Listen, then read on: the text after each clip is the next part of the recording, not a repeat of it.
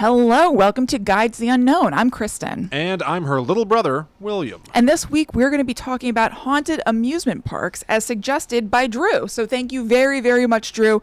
It's a great idea. It yielded pretty damn good results for me. Oh, yeah. Did you enjoy your research? Yes, I enjoyed my research, and I cheated, and I'm throwing also in a bonus thing.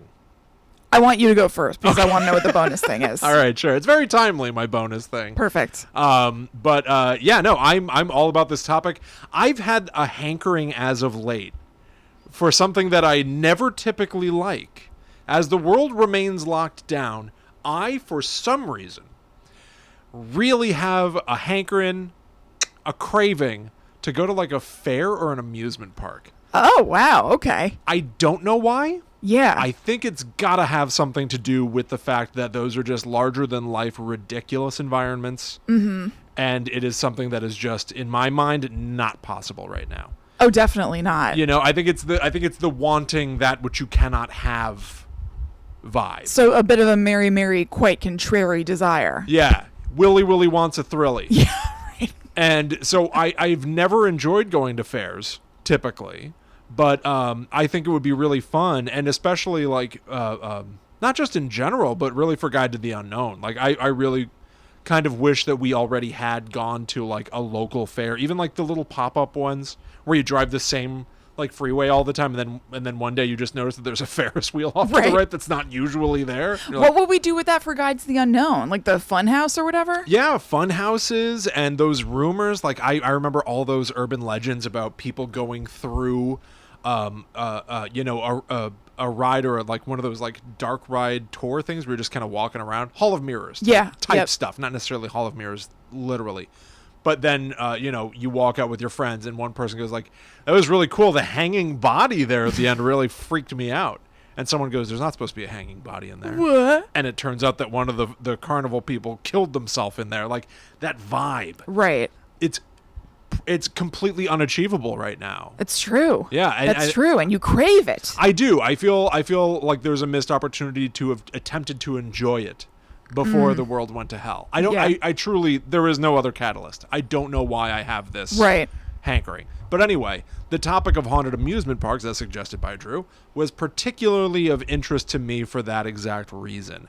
Because these are places that even if they do open right now, I ain't going.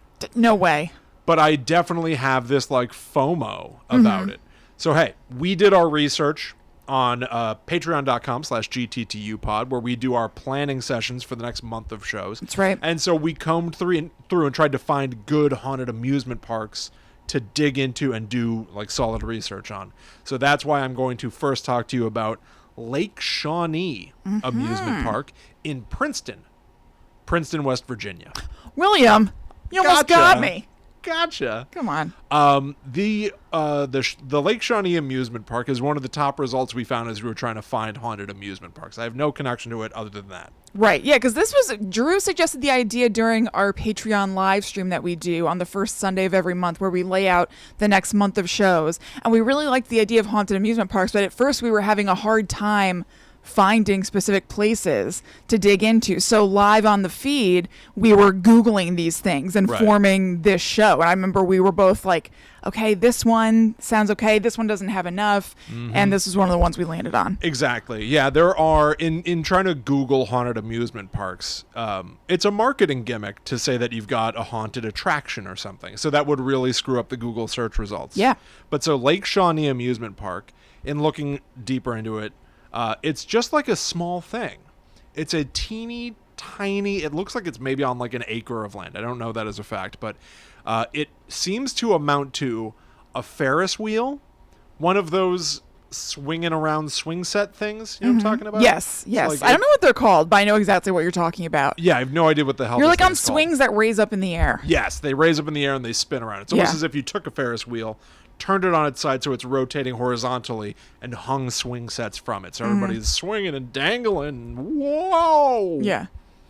It's that and a swimming hole, and that's about it. Well, that's all you need to haunt. I guess so. The park opened in 1926. It closed eventually in 1966. And over the course of its 40-year span, it would rack up a 6-numbered death tally. What? I screwed up my phrase. 6 number? Do you mean like There were 6 100,000? Oh. No. Yeah, exactly. 6-digit.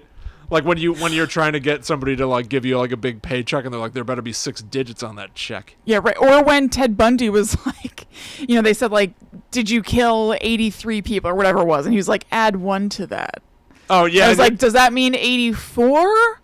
Or does that mean 138? Or does it mean 381? He just kind of like sat back and smirked. Yeah, he just reveled in the puzzling over his death count. Oh, Right. Mr. Bundy. Loser. Oh, what a treat you are, Mr. Bundy. Yeah.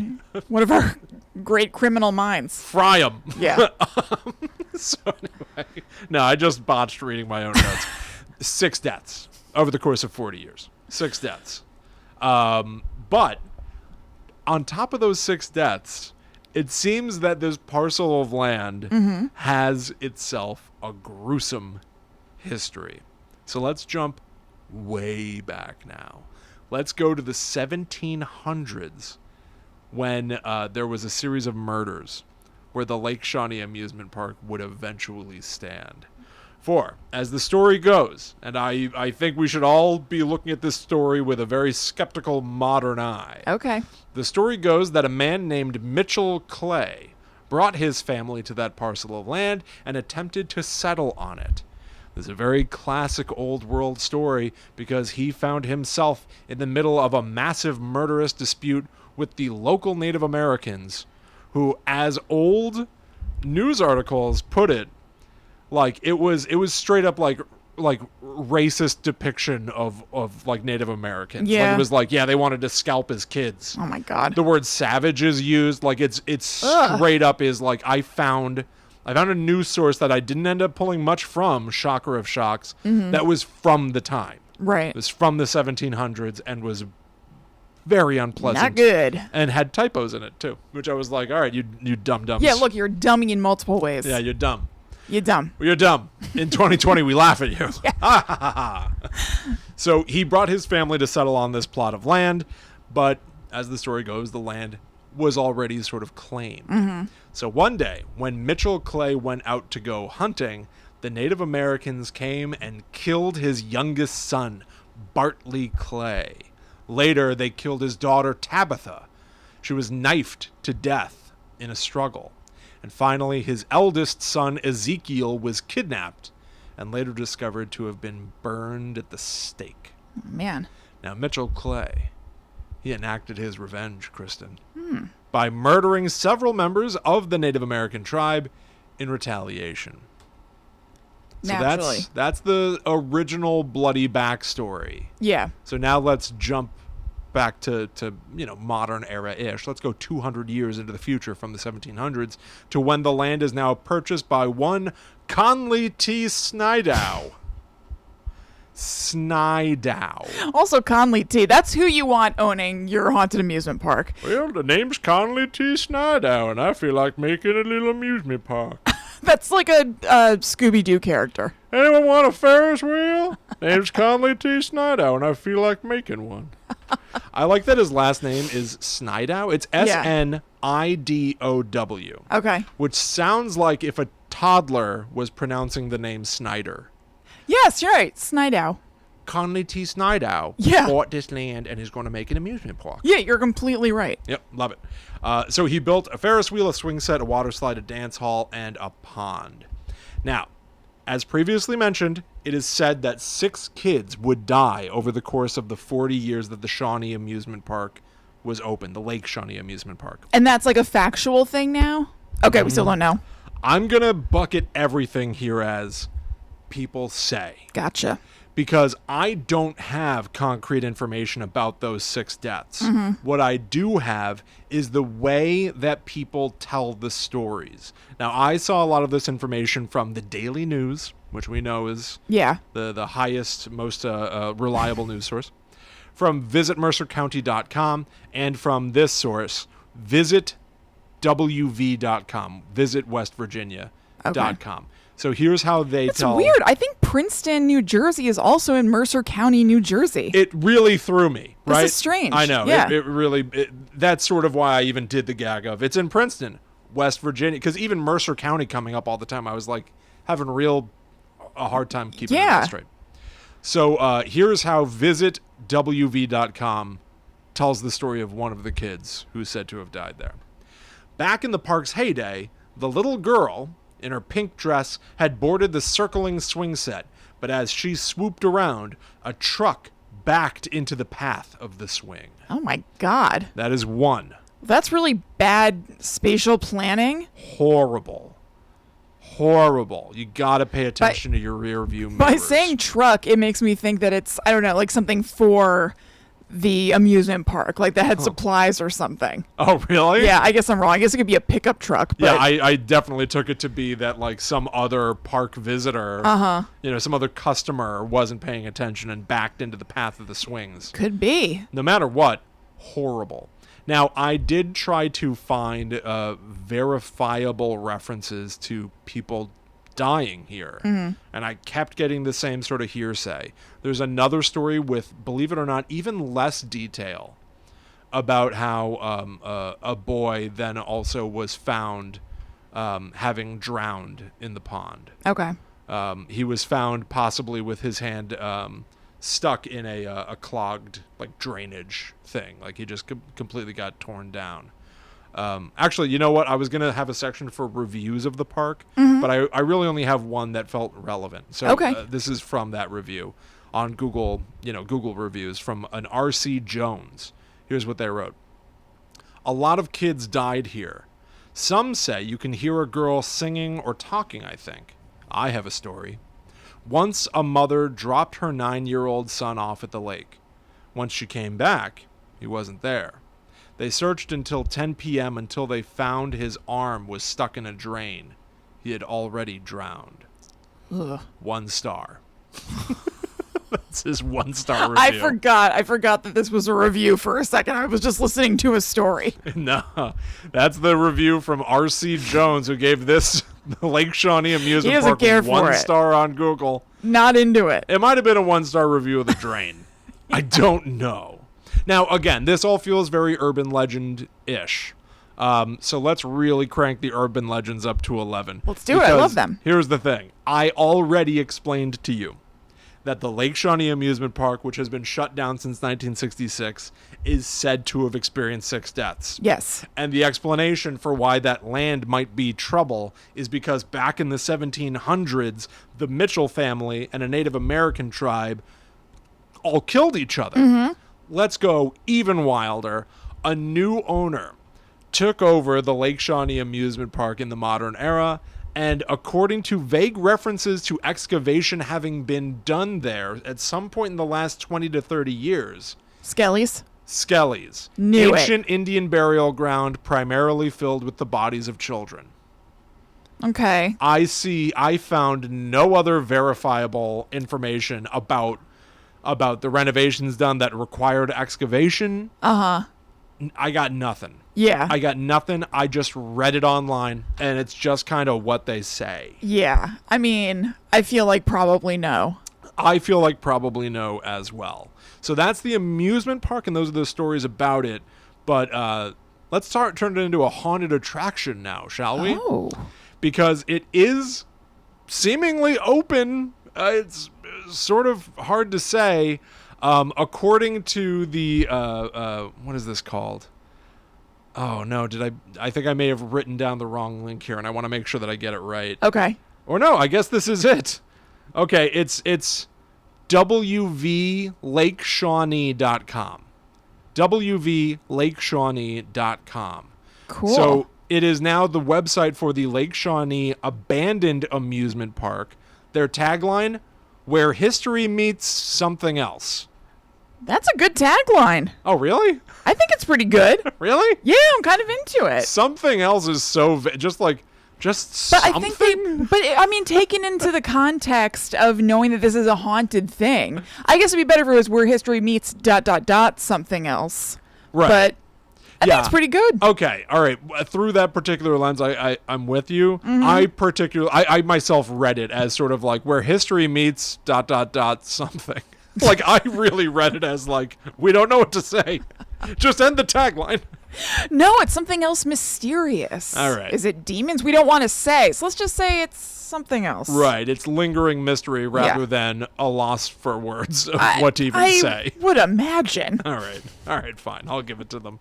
Now, on this website, you can book an overnight experience. Yeah, this is wild. At the amusement park for $75. They have a whole page here just referred to as Dark Carnival, which when I clicked it, brought me to a countdown. Oh, okay. That will be done in 36 days as of this recording. And I started trying to do research into what does the Dark Carnival mean? What is this? Yeah. And it brought me to their Facebook page, which talks about the Dark Carnival is definitely coming. And I was like, really? Even like COVID and lockdown now? and stuff, they're going to open up? And then I realized that the most recent posts on their Facebook page are from 2019. Oh, okay. All right. So I was a little puzzled and lost in time. They also have references to having mazes as attractions there, and you can do a tour of Lake Nightmare. So that is the pond now. So they're sort of like... They got a lot cooking. They're building their mythology, right? Right. They're building the mythology of the Lake Shawnee amusement park. Mm-hmm. They also have a section on their website, which I think we had talked about this in the context of Hauska Castle, maybe? Okay. Hauska Castle. Somebody submitted the proper pronunciation. Oh, okay. Hauska Castle, where on the Lake Shawnee website, they've got an entire page for visitor stories. What have visitors seen? Have they seen spirits and stuff? One person said they took a picture of their child who wanted to sit in this abandoned school bus, and you can see a face over his left shoulder. And it looks like a... I'm sorry if this is your child, but it looks like a ventriloquist dummy. I'm about to say, where's the child? Do you see the child's face? I do not. Yeah, it just looks like a scary thing driving a school bus. I don't think they're saying that's the child. I think they're saying the scary thing driving the school bus is the child, and this obviously reflection of a tree is a face. Oh, that's my read. By the way, excuse me. You can look at this on youtube.com/talkbomb. What we're talking about right now is in the video version. Oh, I didn't mean to defame a child. I know, that's sort of how I feel too, but I don't know if this is real. Right. There are only 2 accounts on this page. That's sort of why I take issue with the validity of it. Mm-hmm. It seems like a great thing to have a page where people can submit their listener stories. Well, I mean, maybe they started this website right before COVID.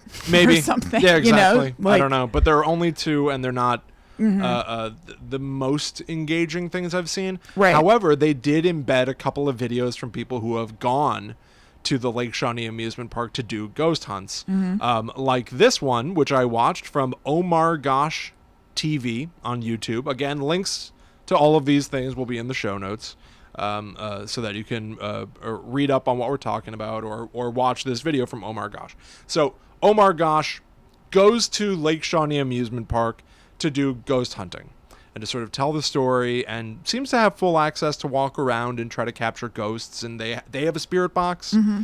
Which I can't wait to use our spirit box. I know. Listening to them use their spirit box, they're like, "What did it say? Did it say leave, or did it say my name?" And it's like still running, and so they're like talking over it while it's. It just seems like madness. It's like so hard to keep up with what the ghosts are saying to you. Right. I don't know where you start and stop with a spirit box. Well, I think we'll do the Estes method, which kind of circumvents some of that a little bit. True. Good point. But one of the things said in this Omar Gosh TV video of their Lake Shawnee amusement park excursion, they talk about how shows have gone to the Lake Shawnee amusement park. Conspicuously absent, Ghost Adventures. Okay. According, my source here is Omar Gosh TV on YouTube, saying that the people who own Lake Shawnee amusement park specifically did not want to let Zach Bagans in. Too much bombast. They didn't want him yelling at the children ghosts. That is what they said in this YouTube video I watched. That's kind of sweet, but they should know he doesn't antagonize innocent ghosts. It's true, but he's also been known to get a little carried away. Yeah, he can get a little rambunctious. He certainly can. Right before I came here, I was watching him when he met Annabelle. And he was told not to touch Annabelle, and he couldn't help himself. Yeah, exactly. Yeah. I said don't touch my dolly. Please do not touch it. There's a whole scandal with that. You guys should look up Zach Bagans and Tony Spera. They recently had an online feud back and forth about this because they re-aired the Annabelle episode for the Screaming Room. And it's pretty good. On Screaming Room, did Zach like give his like one-sided perspective on a feud? And then Tony Spera was like, "Hey, you just disparaged me on television again." He kind of disparaged him. It wasn't anything too crazy. He was more saying he kind of questions the story behind Annabelle. He wasn't really saying like Tony lied about it or anything, but he was just saying it's kind of hearsay-ish, which I don't see how that's so different than a million other stories. But he wasn't directly talking crap about Tony, but he also like was less neutral than I think he usually is. So you could tell he like didn't really like him. I mean, Tony left in a huff with Annabelle, so they left on not great terms. And then, they're watching these past episodes and commenting on him. So he had like a vibe about him. Tony only handles Annabelle with oven mitts. Oven mitts? Mm-hmm. Why not gloves? I don't know. Don't you look a little kookier if you're using oven mitts? Yes. And so in their online feud, Zach kind of pointedly mentions the oven mitts. He doesn't say anything about them, but I think just even bringing up the oven mitts is a dunk. It's a touchy subject. Yeah. Don't tease me about my oven mitts on television. It's a choice by Zach Bagans and crew to even air that and comment on it for their new series, right? If he has a feud with this dude...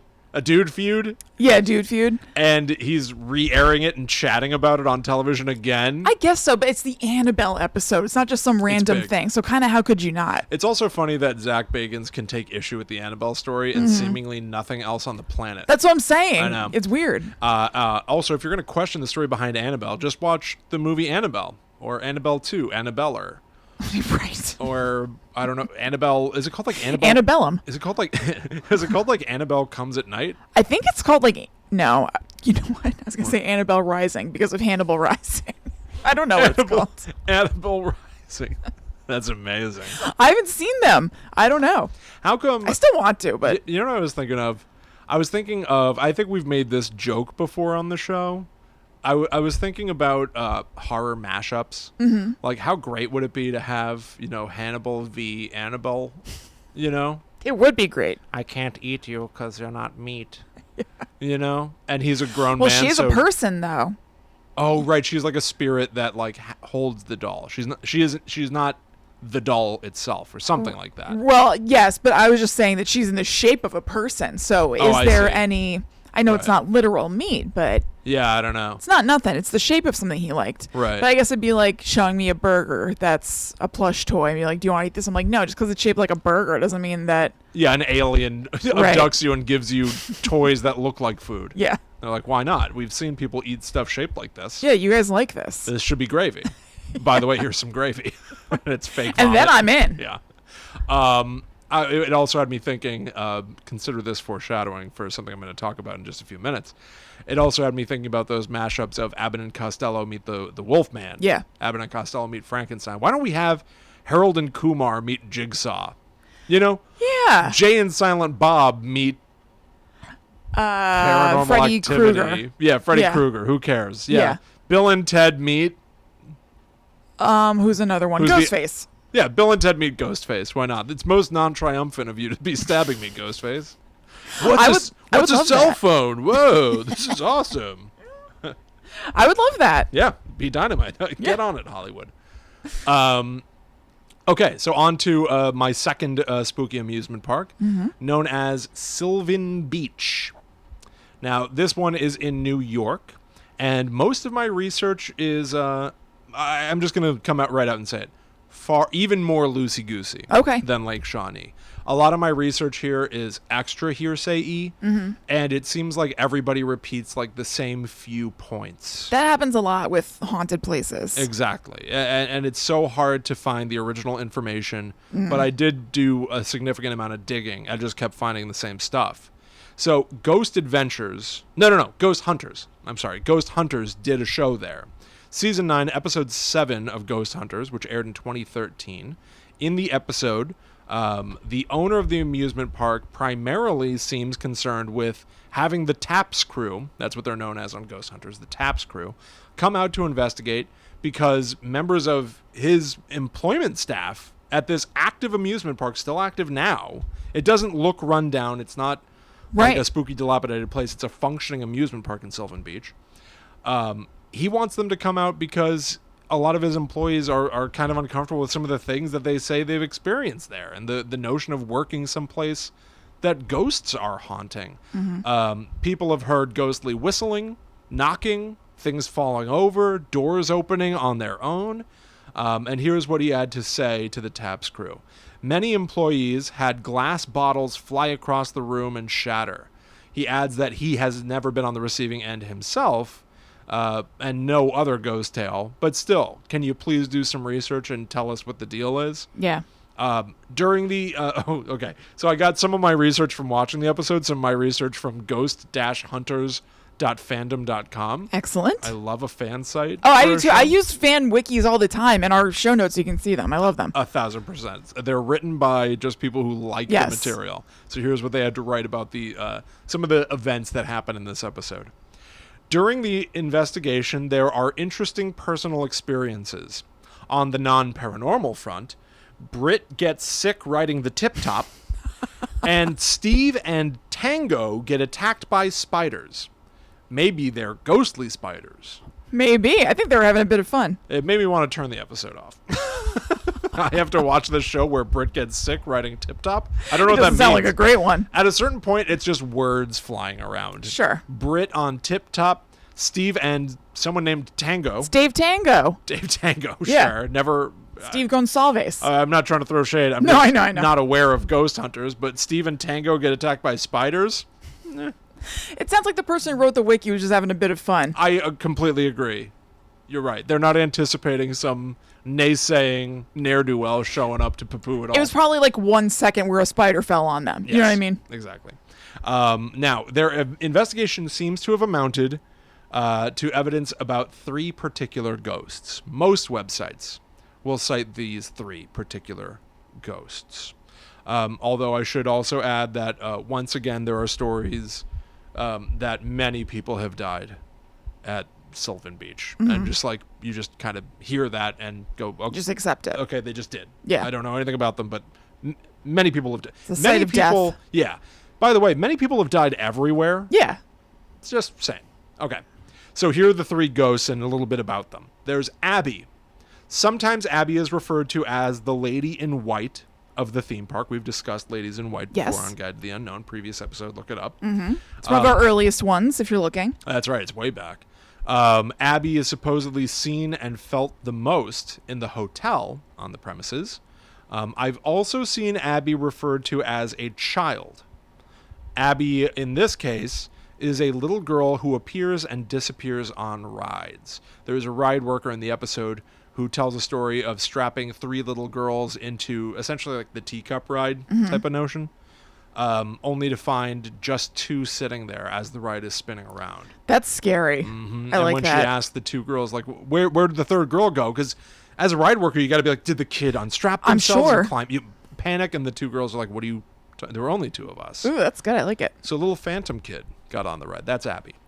There's Scotty, primarily seen in the attic of a building on the park called Playland, which makes sense. After all, that is where his body was found. Makes perfect sense then. I know nothing more about it than that. Okay. And there's Jack.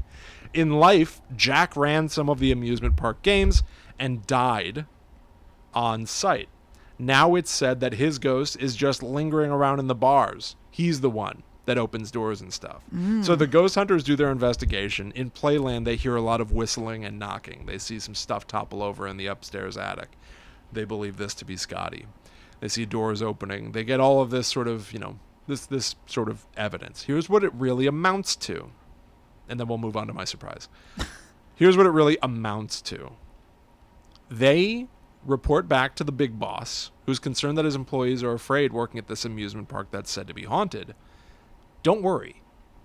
A lot of times, ghosts just feel comfortable in a place. These ghosts are not malicious. They are not here to hurt you or scare you. They're just spending their eternity in a place that's full of joy that they loved being at in life. I have never heard a ghost show end on such a like a sentimental notion Yeah. like that. And I kind of like that. Mm-hmm. To me, the scary stuff about ghosts is that you just don't understand their logic. Right. You know, like you're not speaking the same language as them. Yeah, that's true. You know, and they could be doing anything. That's another thing that's scary about ghosts, the paranoia of like, are they looking Who knows at me what they're right up now? to? Mm-hmm. But in this case, Abby, Scotty, and Jack just love being at Sylvan Beach. Yeah, that is nice. Yeah. That's a nice conclusion. And then I just saw the same articles all over the place, like Froggy 405, the radio station, being like, ghost hunters came and did a story at our amusement park. Yeah. They talked about Abby, Scotty, and Jack. Right. Another place goes, yeah, the ghost hunters did a show that covered Abby, Scotty, and Jack. Yes, and it just seems like it kind of grew and became fact on the internet based on that. Exactly. I've definitely encountered that, not this time, but before, where I just like, I can't find any source previous to this show covering it, and now everybody covers it. Yeah, 1,000%. And it seems like they all have the exact same story. Yeah. Mm-hmm. Hence why I've added my big surprise. Okay. And I've already admitted that it's a bit of a cheat. However, at present, as of this recording, and actually on the day this drops, a brand new movie is coming out. Oh, yes. Movies don't come out anymore. That's true. This is very exciting. They don't happen.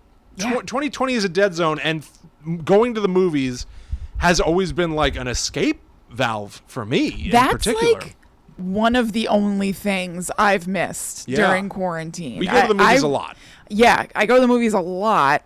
And everything else, I feel like I've been very built for these circumstances. I haven't had a lot of growing pains, but I miss going to the movies actively. Yes, 1,000%.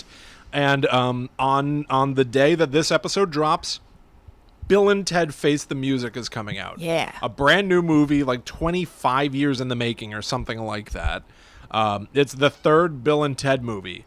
There hasn't been one since 1991. I know. Which is also why it was so shocking when we discovered, you and me, that there has been a yearly show Oh my God. held at Universal Studios in Oh my Florida God. called Bill and Ted's Excellent Halloween Adventure. This was truly wild. This Bill and Ted show, here's my ham-handed way of inserting it into this episode. Okay. Bill and Ted have been haunting Universal Studios. I was about to say we've been haunted ever since. It's true. They've been haunting Universal Studios for decades. Yes, they certainly have been. Without purpose. Right. I would think that there's a generation that just didn't know what the hell was going on with this Bill and Ted live stage show. Exactly. Now, you and I have frequently mentioned we love an old website. Yes. You know, I want to point everyone to billandted.org, which Ooh. seems to be owned by no one anymore. They are a fan site for Bill and Ted. They've got fanfic, they've got comic book information, and they've got a whole page, billandted.org/Halloween, about Bill and Ted's Excellent Halloween Adventure at Universal Studios. Oh, wow. And on this site, they also had meticulously organized notes about every year's show, but their list stopped at 2012. I don't know what happened to the person running this website. They either stopped liking Bill and Ted, Right. forgot their login information, or they're not Stopped around. liking Bill and Ted. I doubt it's that. I doubt it's that. They might have gotten burnt out because this website is exhaustive. It has like almost like a couple dozen tabs at the top.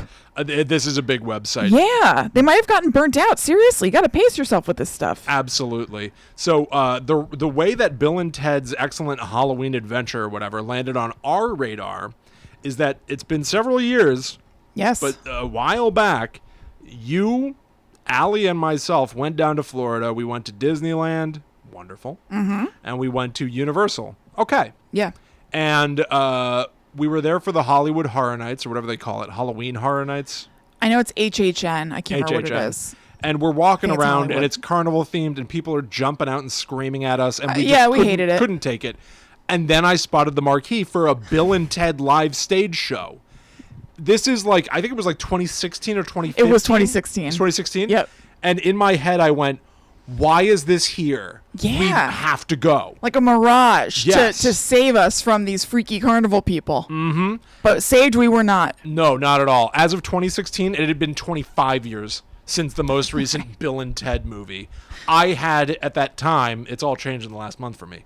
At that time, I had no love for Bill and Ted. Right. I knew them as like, whoa, excellent, from decades ago. I'd seen them many, many times as a kid, but I didn't have any affection for them, really. I didn't know anything about them. I only watched the first one for the first time a few days ago. And it's great. Great. Yeah. Totally great. I'm going to watch the second before we then watch the new one. Perfect. Yeah. It was shockingly wonderful. It was great. Aside from one I know. at a time Yes. rough homophobic F-bomb Yes. that happens several times in both movies. It only happens once in the first movie. Oh, really? Yeah. Well, it stood out to me. It stood out like a sore thumb. That's why I know that. I was like, is this going to be a thing? The vibe of both movies is truly be excellent to each other. Yes. And they are very chill individuals who clearly love each other and are kind to everybody. Right. That is why even more so, I know it was the times. I Yes. know that, but also the mode of the movie, the message of the movie, the theme of the movie is be excellent to each other, and there are just weirdo homophobic drops in there. Yeah, it was really weird. So, I'm able to compartmentalize. Yeah.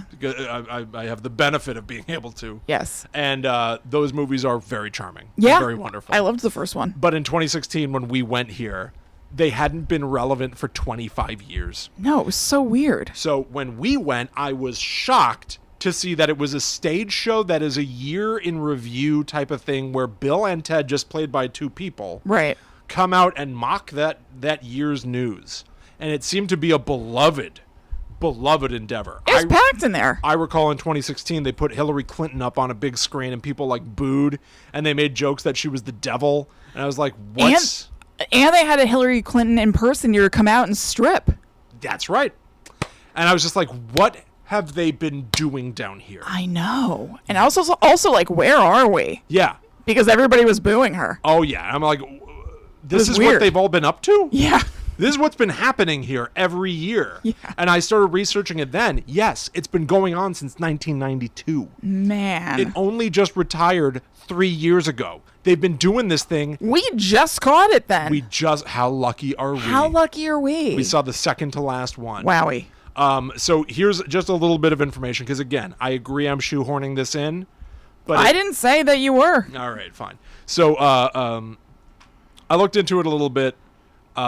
Here's a Vice article from 2013, which some cite as maybe being one of the first turning points. Okay. Because they really called them out. A lot of sites, particularly if you look this up, you'll see a lot of sites being like, well, an old Halloween tradition is coming to a close as the long-running fan favorite Bill and Ted's Excellent Halloween Adventure is ending. And it's like fond memories of it. Weird. I remember having a horrible time. Oh, we hated it. Here's the Vice article here, which is fantastic. They describe what I remember, that it was almost like watching disaster movie. Yeah, it was. It was so reference weird. after reference after reference. Here's from the 2013 show. There's a scene where a Sharknado appears, and Kim Jong-un comes on the stage to explain that the Sharknado came into existence as a result of Kristen Stewart sucking his doinker too hard. Oh, my God. Sorry to all the families and kids. After he said this, the audience laughed. The plot of this year's show is about Bill and Ted getting sucked into the land of Oz by a tornado, which, because it's 2013, turns out to actually be, quote, Corey Monteith's ghost. Where you're like, I don't even know what are you even talking about? The tornado is his ghost? Mm-hmm. Whatever. They go, at least that's what I think the plot was. There were so many pop cultural references awkwardly wedged in that it was too hard to tell. The full plot had something to do with the Harlem Shake, Paula Deen, Northwest, the government shutdown, and Macklemore. Wow. Which had me thinking... That really is a time capsule. I haven't thought about many of those things in a long time. That's kind of why I liked reading it, because I was like, this sucks. It's right, horrible. clearly. But it's also so funny that like the point was to wrap up the year, and they're all painfully dated as a result. Yes. So reading people describe them are true misery. So even this Bill and Ted fan site, I just randomly clicked on their 2005 recollection. I saw the show in Orlando, Florida 2 nights ago. I'll try to recollect what I can. The show opens with the desperate housewives giving their monologue over how they're desperate and just so happen to be housewives. Boring intro with a sexually explicit dance number to the old song Smokin' in the Boys' Room. They exit as the time booth surfaces in Willy Wonka's factory. Okay. Who should pop out but Peter Griffin? with his son, Stewie. Okay, that'll do. They, it's just like, This is- what? How they're not even stringing together jokes. They're not even writing jokes. It's an onslaught. It's a true onslaught. I remember sitting there I felt like I was on another planet from Yeah. everybody else, because everybody seemed to be enjoying it. They were and I hate cackling. it when that happens. I hate it when I'm not enjoying something that everybody else is enjoying. It makes me feel like a snob. 1,000%. And but I was like, what is happening here? There's also a reminder that most of the world probably thinks that we're not funny Yeah. and thinks that we're like lame Yes. and maybe pretentious for not liking this lowbrow, I lazy know. humor. The part of the Vice article was also about how brutally homophobic the show was. Like, they need Superman to help them fight witches in Oz, but then a witch sprinkles fairy powder on Superman, so you imagine what happens next. Yeah. It's just like brutal. Good Lord. It was rough, and Yeah. honestly, it's like they took the wrong lesson from Bill and Ted about the one like bizarro F-bomb thing. Yeah, they going took on in that those moment. movies and expanded it into a tradition, a yearly tradition Weird. that was then revered.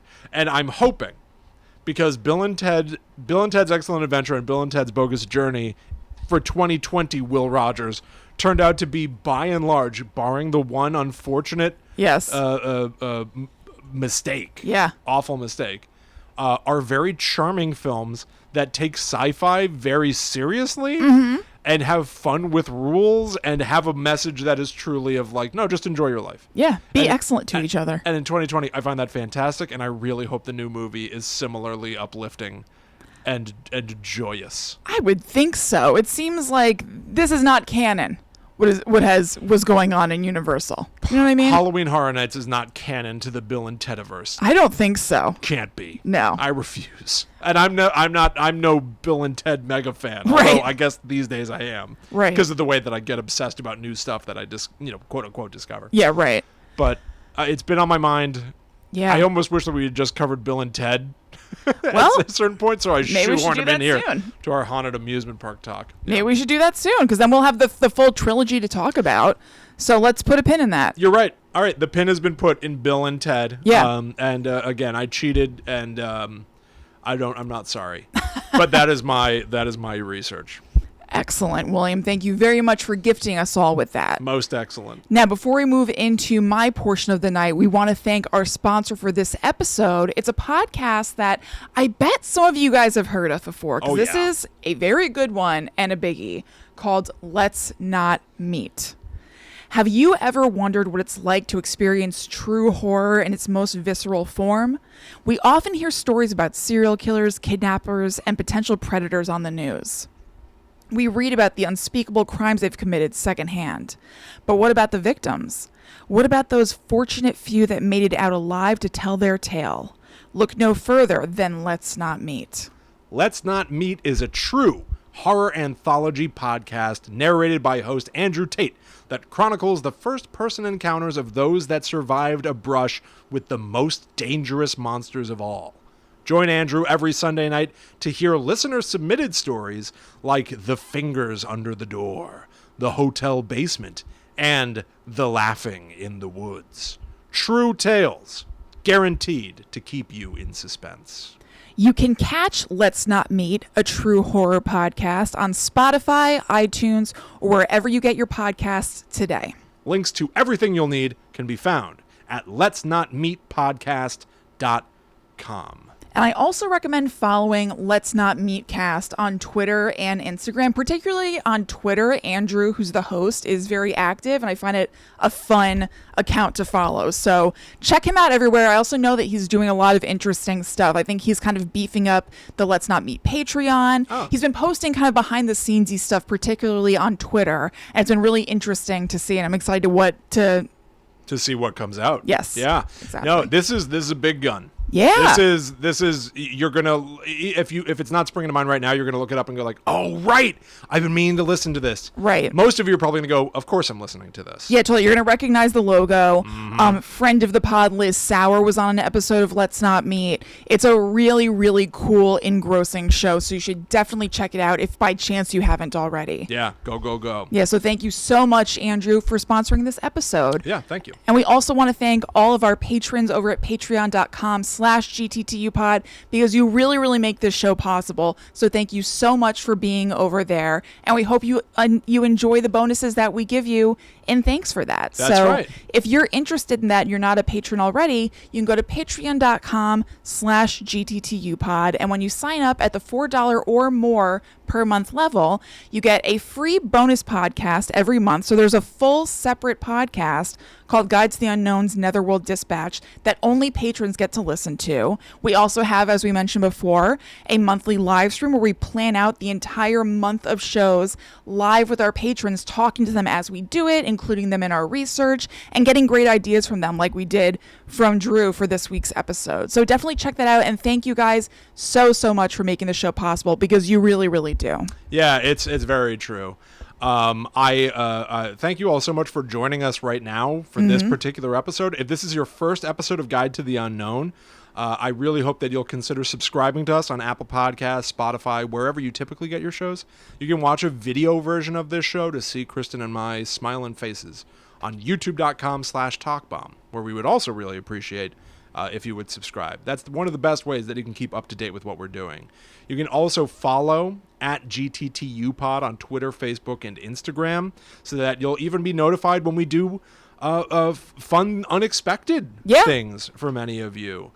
This past week, Kristen and I appeared on Euphomet. Yes. Jim Perry's show, where we sat down and we talked about our experiences with having gone to a seance. And that's right. Where we talked about transhumanism and all of these like really lofty concepts that quite frankly were above my head. Right. Some of them were for me too, but I was happy to learn. So we did that exclusively for both Euphomet's patrons and Guides to the Unknown patrons, which was really awesome.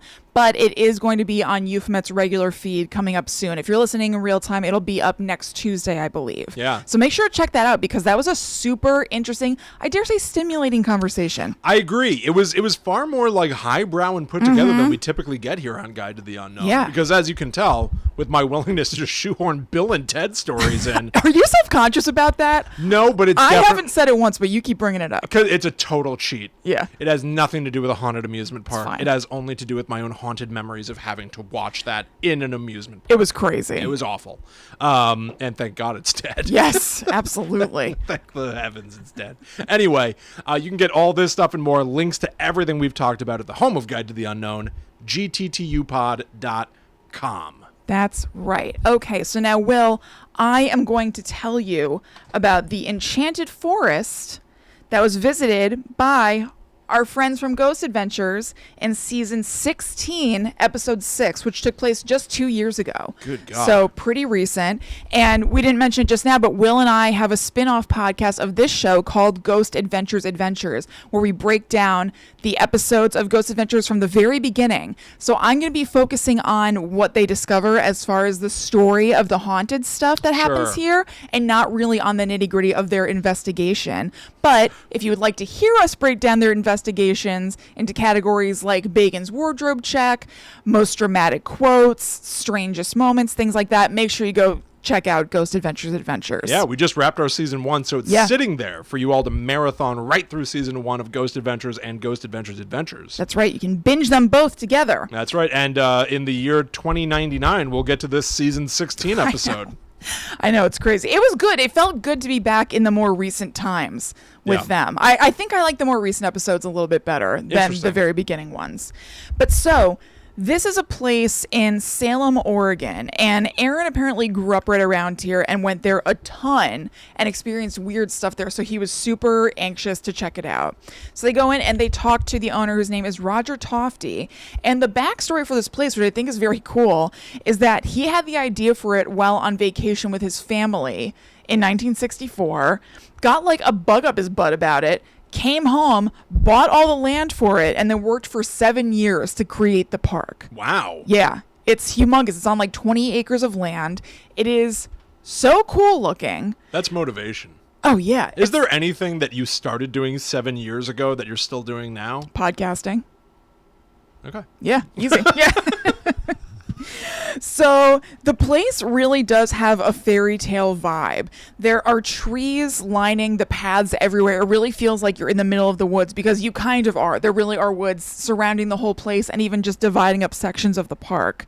But William, as we know, fairy tales often have a darkness to them. It's true. They can be quite grim. They can be quite grim, and the Enchanted Forest is no different.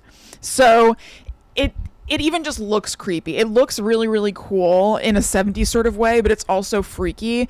Like, they have weird elements like animal faces, like kitty animal faces, but animal faces all the same, hanging from trees. Oh. All around. So you're just like, there's like a smiling bunny that's like worn out from the 70s hanging from like a giant fir tree. It's like Pet Cemetery. It's very weird. And even in like kid friendly spaces, like there'll be like a cutesy little house that you walk in and one room is small and one room is big and things like that.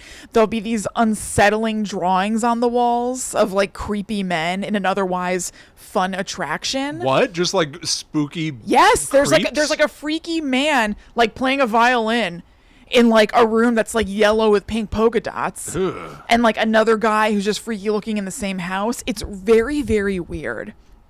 But one of the places that has the most activity is the haunted house that they have there. Now this is, and I say this with all the love because I think it seemed awesome, a Haunted Mansion ripoff. It seems great. Okay. The difference is that from the outside, the Haunted Mansion in Disney looks very much like a Disney thing. It looks really perfect and whatever. The Haunted Mansion in the Enchanted Forest almost just looks like a house out of nowhere. Just kind of a normal house. A little bit broke down, obviously. But it doesn't have a lot of theme park polish from the outside, which I like. It's understated, and then you can be wowed. Yeah. That's interesting. Yeah, Oh, okay. You can be a little bit wowed. But it's... Less of a wow and more of a huh. Yes, I would say it's a huh. Some of it's wowie, but I think maybe if it wasn't compared to the Haunted Mansion, there might be a little bit more of a wow. But they even have, like, not that the Haunted Mansion invented this, but there's like brocade wallpaper all over the place in there. What's brocade? Like, if you picture the Sounds wallpaper... like something Zach Bagans has in his basement. It might be. Or like a coat made out of. No, if you picture, that like black and purple wallpaper that's really ornate looking, that's brocade. Oh, okay. It's like a pattern. It's actually a fabric, but it's a pattern that I don't think you got my joke. Wait, what? Because you were like... Oh, brocade? Yeah. Okay, I got you. Because you were like, you might have a coat made out of it. You're right. Well, it's a very dramatic looking fabric, so I thought that was what you meant. He might wear brocade in his brocade while he plays like Pac-Man. Yeah, maybe he has a brocade. Yeah. I wouldn't put it past him. And there are just paintings on the wall that I felt like were kind of reminiscent of the stretching room. There's definitely an influence going on there. I even saw like a fortune teller with a crystal ball. I went on YouTube to see if there were any similar to the Haunted Mansion kind of ride-throughs that we talked about in episode 105 of the show. And by the way, if you like this episode with us talking about these haunted amusement parks, check out our previous episodes 104 and 105 because they are about like literal like scared people jumping out haunts and haunted mansions, and then the next episode is about the Disney haunted mansions around the world. So if this is up your alley, those probably would be too. But in that episode, we were able to watch actual ride-throughs of the haunted mansion that were shot really well, and so you could really kind of get a feel for what's going on in there. Yeah. There weren't any that were shot as well on YouTube for this place. There were some people who talked about it before they went in and then the experience afterward, but there wasn't a clear tour where you really got to see everything. So I just kind of was going off of like the flashes that you saw in this episode. But obviously there are, haunted, scary attraction things, but also people say that there are actual ghosts in the haunted house. And if not having major stereotypical ghostly experiences like seeing apparitions or whatever. There's just like a vibe of tension and anxiety that people who work there notice that they get whenever they go in the haunted house. So they talk to Ashley Tofty, who is a manager of the park, and Roger, the creator's granddaughter. And she says that the feeling that she gets going into the haunted house is overwhelming, and that just makes her feel anxiety and panic. And she said she definitely thinks that there are spirits there. So they go in and they're doing, not the lockdown investigation, but just walking through with Ashley, who works there. And they feel a cold spot that they seem to be able to track moving. They're like, here it is. And it's moving. And they're moving their hand along with it and be like, see, it's here now. It's here now. Oh. And Ashley's like, oh, yeah. Like they're all kind of like playing with like a ghost ball, like a raver sort of thing. Didn't you had this joke, I think this was in a Haunted Disney episode, because you had me imagining that like as they're feeling the cold spot, they might feel it and realize it's in the shape of a person. Like you feel around the head. What was it? You know what it was? It was in the Haunted, I think it was in the Haunted Disney episode. It was feeling a cold spot. It's so dumb. I know exactly what it was. It was that a maid was dusting. That's right. In Walt Disney's old office, and then she's dusting, she hits something solid with a feather duster, but she doesn't see anything there, and keeps moving along the solid outline. It's the outline of a human. She keeps going all the way around. So the ghost is perfectly stationary while she's waving this feather duster. As she gets around his face, you should just hear her a little quiet, achoo.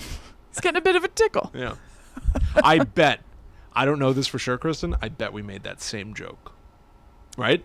Oh, the achoo? The achoo. Yes, Doesn't definitely. that feel like the obvious joke about somebody dusting a ghost? Yes. I'm sure. I bet if people go to listen wherever that was, yes, I bet you hear us making a achoo joke. Maybe not exactly the same, but it's probably very similar. I think you're absolutely right. Right? Yeah. I don't think I said getting a tickle or whatever, but I think we would have said achoo. If I were any kind of editor, I'd go find it and then do the comparison. Yeah. Someone out there who likes what we do, take this clip from our episode and then drop in the old clip and share it with us. By all means. I want to see if we made the same joke. I'd love to find out. So there is another ride or attraction that's in the same park called the Challenge of Mondor. I'm so glad you were taking a sip when I was doing it. Which seems like an obvious Lord of the Rings ripoff, right, for Mordor? Sure. And I thought it was really funny that the staff member that they talked to immediately copped to that.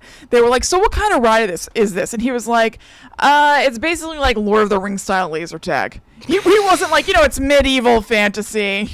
Right, yeah. Lord of the Rings style laser tag. It's like they wrote Mordor and they realized made the that tail of the R too long and just turned into Mondor. Or just were like, we're going to get sued. And so they just painted from the R to finish it into an N. Like... That'll save us. The Challenge of Mondor. And it looks like... Oh, I also didn't mention one of the differences between the haunted house in the Enchanted Forest and the Haunted Mansion ride is that you just walk through the haunted house, but it's still the same kind of deal. It's basically a dark ride without a ride. Like, you're still just walking by and, like, looking at, like, weird stuff. Yeah. And there's sound playing, but you're not in a doom buggy or anything like that. Okay. Now, with the Challenge of Mondor, you are in a buggy while you're playing laser tag. And so it looked to me like the Men in Black ride at Universal. I don't know if you went on that one. Mm-hmm. Ryan and I went on it when we went earlier this year. But yeah, you're in a moving thing on a track, but you have a laser that you're like pointing at aliens and shooting them in the city. Interesting. It was fun. So the employee they talked to is named Chris Dunn, like our mom's maiden name and a lot of our family. And he tells them that one night he was cleaning up and he felt like he was hit with energy that went right through him. And he got dizzy and felt the chills, but didn't really know what was up. The next night he heard, and he's by himself during these. The next night he heard footsteps coming behind him, and he knew that must be connected to what happened to him last night. Ooh. And so he braced himself, knowing the same feeling was about to happen, and it did. Wow. So very unnerving, and he doesn't work in there anymore. Interesting. So he showed them that there is an infrared security camera for the ride where he's noticed these odd shapes come up on it. It's just kind of standard issue of security for the park. And he shows them to Zach, who says that these are compelling because the shape in them changes from frame to frame, even though the photos are right in sequence one after another in the same spot. And it does look weird. It doesn't look like anything in particular, but it is this weird... It's not just like an orb or a flash. It is this weird, like, whitish shape. Interesting. That was pretty interesting. So we have to ask ourselves, why are these things happening here at the Enchanted Forest? Very similar to what you said before in one of the theme parks. Can't remember which one it was. But in 1846, there was a battle between colonizers and the indigenous tribes that were there that continued for years. And this happened directly north of the Enchanted Forest, like right on top of it, basically. Uh-huh. So they wonder on the show if the energy from this could explain the weird things that are happening in the park, at least somewhat, because they have another theory. They mention that, but they have another theory that's like a little bit more overriding everything. And it's both interesting and silly to me. So they start off positing this because at one point they're looking at a mural in the park where in part of it, Hansel and Gretel probably are like talking to a witch. And so Zach talks about how all the little kids who are coming through the park and looking at this mural may have seen this and believed it, because kids believe everything. So if the witch is outside this cave that's actually in the park, because this mural worked in things that are in the park, they might believe a witch actually lives in the cave that's in the park. And so he was saying that if enough people believe this thing, even if they're little kids, maybe it manifested something in some way. And what it reminded me of was the concept from the movie Host, that, like, mild spoiler alert for Host, I would say. It wouldn't even ruin it or anything.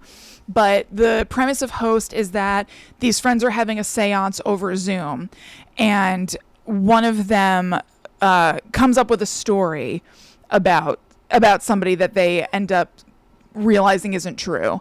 And I guess this is kind of a big spoiler for Host, actually. Yeah, I was surprised you were going to say it. Yeah, I'll cut that. Hang on. Look at the time. Okay. And it reminded me of something from Host. So this is a spoiler alert for Host. Just, click through the 30-second thing a couple of times to get by it because it's not super long or anything. But in Host, they're having a seance over Zoom, and one of the people isn't taking the seance seriously, and they decide to goof on everybody and tell a fake ghost story from their past. But the woman who's running the seance says that them telling that story as if it were real kind of created like a mask and a role for an actual ghost or demon to step into. Mm-hmm. And so this kind of reminded me of that. If there are a bunch of little kids who believe the story that there is a witch in this cave, if enough of them are believing it, does that create enough solid energy in some way that theoretically some sort of ghost or demon could jump into that role and make it manifest? That's a tulpa. It is a tulpa, yes. Enough people believe in it, therefore it becomes manifest. You're right. That's a much cleaner way to say it. But I guess because Host is still on my mind weeks after watching it, that's kind of what I thought of. Mm-hmm. So they really lean on that idea, but they also couple it with the idea that maybe there's something around in the forest, some sort of spirit or something that takes what's in the imagination of these kids and makes it real, which is a fun idea. But then you can also, what I thought to myself was like, can't you contrast that and think that would not the positive, excited energy of these kids being really happy to be in a theme park counteract that in some way? Because maybe there's the scary, a witch lives here, but also it's kids like having the time of their lives. Yeah. Do they not cancel each other out? Maybe they both exist. Maybe we don't hear about them because they're not as scary, but maybe there are actually some positive, loving tulpas and manifestations around. Maybe. In a similar way. That's very interesting.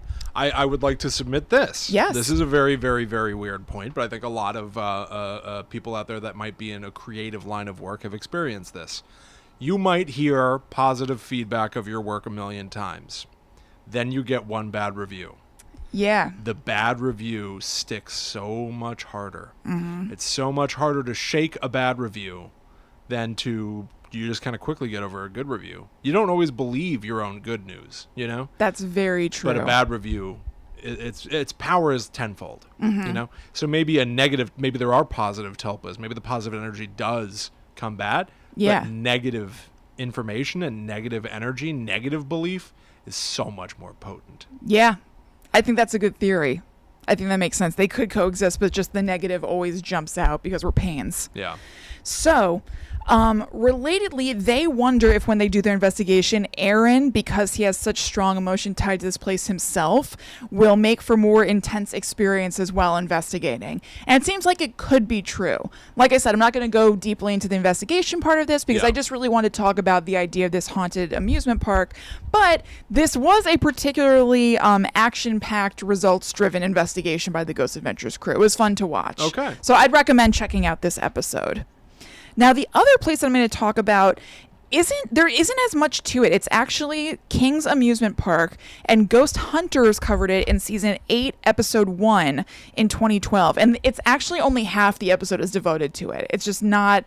I haven't watched a whole ton of Ghost Hunters, but I forgot that they would do that sometimes where there were 2 subjects smashed into one. It's like Early Guide to the Unknown. Yes, that's right. Yeah. That's right. Although this is like later in Ghost Hunters. So, who knows? Whatever. I don't know.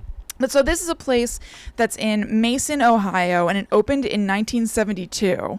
And I wrote, what's up with these 1970s parks? Like being haunted? What the hell's going on? It must have been a thing, right? It must have been the era for it. I mean, there are, I'm not saying they don't exist. Obviously they do. But like the era of the independent theme park.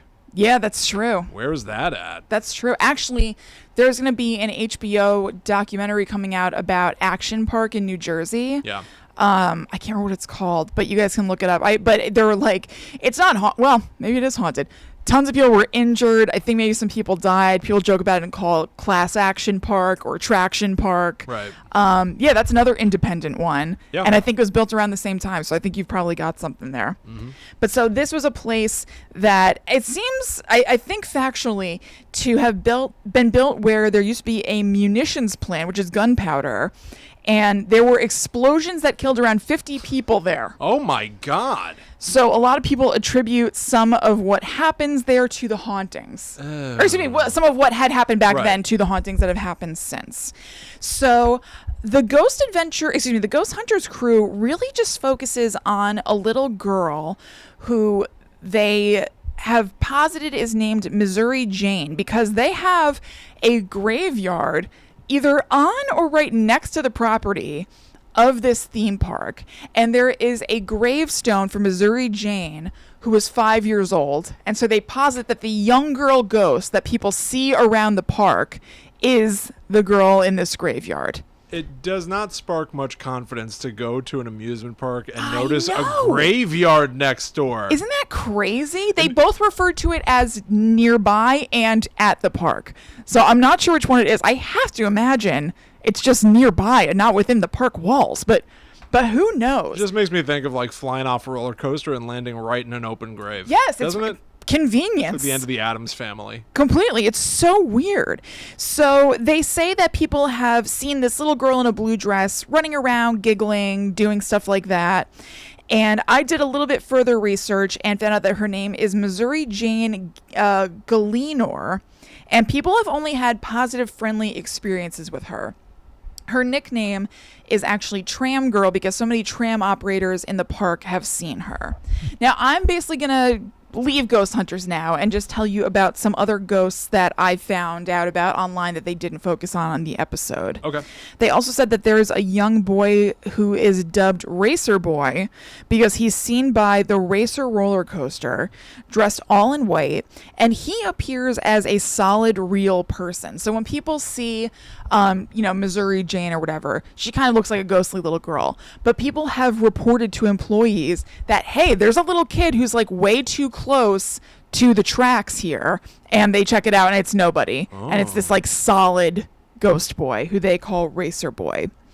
There's a legend that's unsubstantiated that a young boy fell out of his coaster onto the tracks and died. And so that's who they presume Racer Boy is.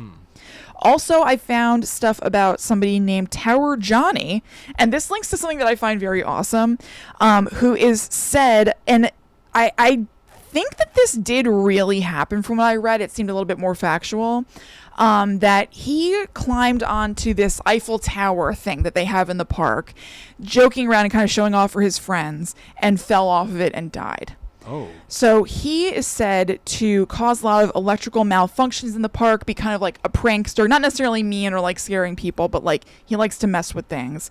So much so that now when sensors are tripped without a known source, the staff call them Johnnies. The shorthand for like an electrical malfunction that nobody understands is like, yeah, there's like a Johnny in like zone 4. Wow. Yeah. Maybe that's what our dad meant.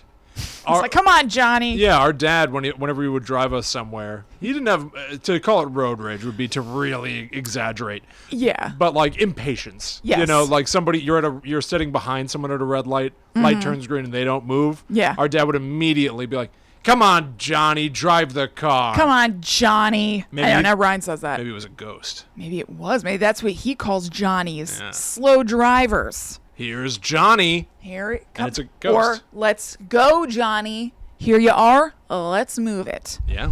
So during the investigation, there wasn't really anything super conclusive that they found. They actually debunked some stuff. I shouldn't say it. They did hear some clear EVPs. A couple of the investigators thought that they heard footsteps. But something that I also enjoy about ghost hunters is that I think that they very often focus on the real world mundane explanations for things that people think are haunted. So in the kitchen of this place, the staff have said that they've heard like pots and pans banging around when there's nobody else working and the park is closed. And they were able to debunk that because they realized there was machinery in the building. And there was another mysterious sound that was attributed to that too. Huh. So they did find some EVPs that sound very clear to me. But also when they sat down with the dude, he was like, don't worry. They were like, don't worry about the pots and pans. It's this. Interesting. Which I do appreciate. Yeah. Yeah. I like that kind of diligence. Yeah, realism. Mm-hmm. So that's that. Wonderful. Wonderful. Absolutely. Places that we cannot go to. That's right. Huh? Huh, look at that. Well, it's kind of fun to like, we're covering a subject matter that most of the time would mean that we could say like, so go on out there and go. That's true. Do not go to these places. I don't think you even can. I don't think you even can. Like, it's weird. These are almost like fictional locations right now. Yeah, you're right. You know? It's kind of null and void. Mm-hmm. But thank you for enjoying this amusement park of the mind with us. I know. What's up with this? Why are these amusement parks? If I mean, they're dangerous. I guess they're dangerous. It's easy to make up ghost stories about places where it's like you can see how somebody could die there quite easily. Right, yeah, it's true. In Clerks the Cartoon Show, a carnival is being built and Dante's not allowed to go. And at some point, the carnival workers come over and they're clearly like strung out. Uh-huh. The point is the amusement park is horrible. And so one of the workers comes in and he goes, "Excuse me, do you sell rubber bands? I'm trying to make a tilt-a-whirl." It's like, yeah, these things are death traps. Like, you trust that guy like, to make your tilt-a-whirl? Like held together with paper clips. Exactly. Not to disparage Certainly no, but you know. our carnival workers. Thank you for your service. Yeah, absolutely. People love them. I miss your work. I never liked it and I want to go now for some reason. I'm chill. Okay. Kristen will stay home. But I'll see you. I went to the fair at Middlesex a few times because like my friends were going, similar to haunted houses, where I'd be like, everybody's going, everybody likes to sing, of course I'm going to go. And then I started declining the invite a couple of years ago because I don't enjoy it. But through the lens of Guide to the Unknown, you don't think there's any fun to be mined? Not a lot, no. Really? No, I mean, they don't have spooky stuff these days? No, not really. Really? No, it's like, it's really cool that you can go to like Root Beer Johnny's and get like a mug of root beer. Huh. But no. Yeah, I don't care about that. Yeah, that's the thing. I was like, okay, I'm enjoying the food. I'm enjoying seeing my friends, but I could probably do this in another venue. Yeah, I want that one lone trailer that no one really wanders over to, and you hear like, yeah, coming from like a window. And it's a haunted housey thing. No, they have like, a row of people who are advertising. So it's like a bath fitter and then somebody who sells jewelry. What? And yes, that's what's at carnivals? At least at the Middlesex one, there's like the rides and stuff too, but there's just like a row of people like advertising their small businesses. There's like fun food. There's a petting zoo. But maybe I don't know what a carnival is. Maybe. I mean, I don't know. I've only been to the Middlesex, New Jersey one in the last like however many years, and there was nothing spooky. So I might like, throw a baseball and knock over some milk jugs. And Yeah, that's about it. My prize is a pamphlet for a bathroom renovation guy. Yes, potentially. That sucks. Yeah, the food's good. That's it for me. All right, I take it all back. I don't think you would like it. We shouldn't have done this show. Yeah, this was a mistake. Well, thank you all so much. Thanks for sticking it out anyway. For hanging out with us. That brings us to the end of another delightfully terrifying episode of Guide to the Unknown. That's right. Thank you so much to our patrons for helping make this happen. Thank you so much to Andrew of Let's Not Meet. Go check out the show. And please go check out patreon.com/GTTUpod if you would like to support the show and get some awesome goodies like we mentioned earlier. Mm-hmm. We would also greatly appreciate it if you would go out there and spread the good word. Yeah. Tell your friends. Write some posts. Please tell your Facebook groups. Mm-hmm. Do some Instagram stories. Do some tweeting. We'll retweet you. We'll redo the Instagram story. Absolutely. Always tag us at GTTUpod on Twitter, Facebook, and Instagram. In particular, we'd also love it if you would go leave us a 5-star review on Apple Podcasts, just like Krillis14 did in their review titled Fun and Interesting. As the other half of a funny, geeky sibling duo, I truly enjoy listening to these two. They do their research, and it's fun to learn so many pop culture references to later get into. Keep the good times rolling. Thank you, Krillis. So we shall. Thank you very, very much for doing that. That makes a big difference because then any person who's just like scrolling through podcasts can see that review and decide to have fun listening to it too. Why not? Yeah, exactly. Yeah. Make sure that you hit up gttupod.com to find links to all things Patreon, our TeePublic, where you can get shirts of the Guide to the Unknown logo. Join our Facebook Secret Society so you can talk back to us and other listeners and viewers such as yourself. Yeah, that has new posts every day. That's a cool place to check out. Everybody's really, really nice and really interesting. So definitely join that if you're on Facebook. It's like an active community of people that are all into the same spooky stuff. Yep. I think that'll do it for us, unless you'd like to reach out to us online. That's right. I'm at Chillin' Kristen. And I'm at The Myth Traveler. But thank you all so much for stopping by to hang out with us. We will be back next week for another roller coaster ride of fun. But until that time comes, we must travel. Back to the netherworld, go we. Whee! Woo! Not a roller coaster. Whoa! Woo! Ah! Yeah! Ah! I've fallen. Ah! I'm in a grave.